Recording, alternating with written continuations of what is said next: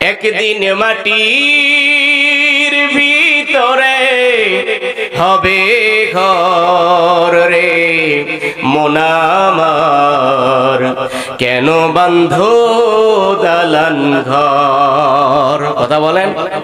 দেহ তোমার চর্মচর গলে পচে যাবে, শিরায় উপশিরা গুলো ছিন্ন ভিন্ন হবে। দেহ তোমার চর্মচর গলে পচে যাবে, শিরায় উপশিরা গুলো ছিন্ন ভিন্ন হবে। সেদিন দেহ পড়ে জড়াবে, আরেকটু জোরে বলেন। গতকালকে 3 দিন আগে দেবে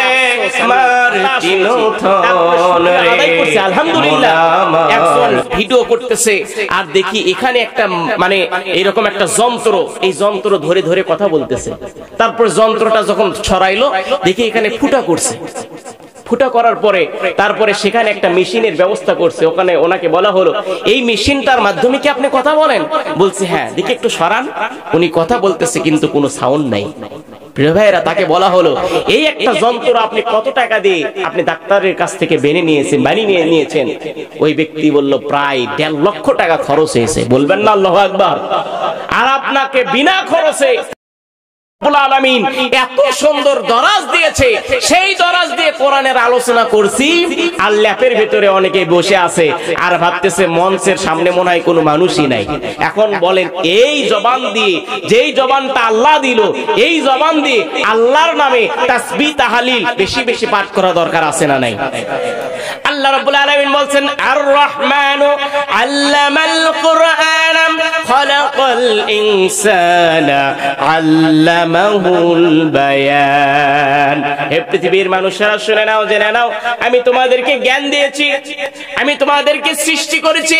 ইমাম সাহেব আছে, আলেম ওলামারা আছে, তারা জানে আল্লামাহুল বায়ান। আল্লাহ রাব্বুল আলামিন বলছেন, হে মানুষেরা তোমরা যে কথা বলো, এই কথার বুলিটাও আমি আল্লাহ দিয়েছি। জোরে বলেন কে দিয়েছে? জোরে বলেন কে দিয়েছে?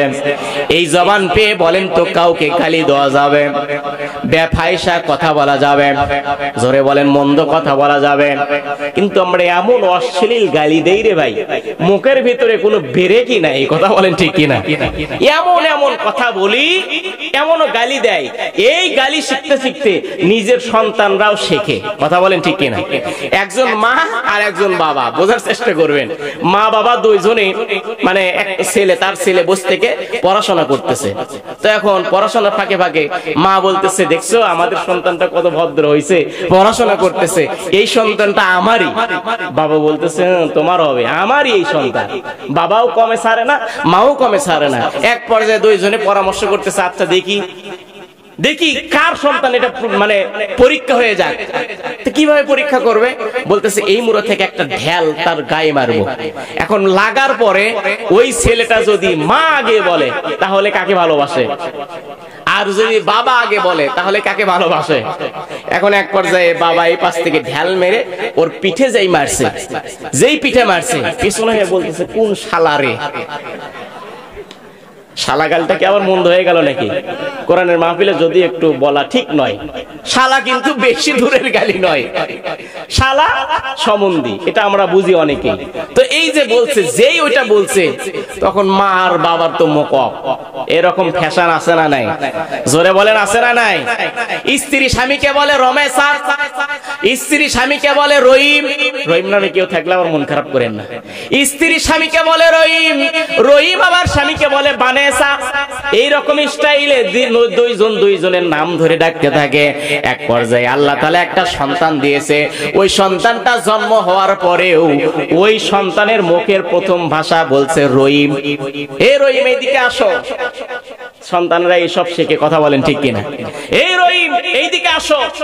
তারপরে ওই মাকে যখন ডাকবে, মা আর বলে না, ওই ছেলেটাই আবার বলতেছে ও রমেশা এইদিকে আসো। এখন রহিম আর রমেশা দুইজন তো বিপদে পড়ে গেছে। কি রে, আমাদের সন্তান জন্ম হয়ে আমাদের নামই ধরে ডাকে। এরকম মডেল আছে না নাই? ধরে বলে। এক পর্যায়ে কি করবে? হুজুরের কাছে গিয়ে বলছে, হুজুর আমাদের এই সন্তান তো মা বাবা ডাকে না। আরে বেটা ডাকবে কিভাবে? এইসব তো আমরা শিখাই নাই। কথা বলেন ঠিক কিনা?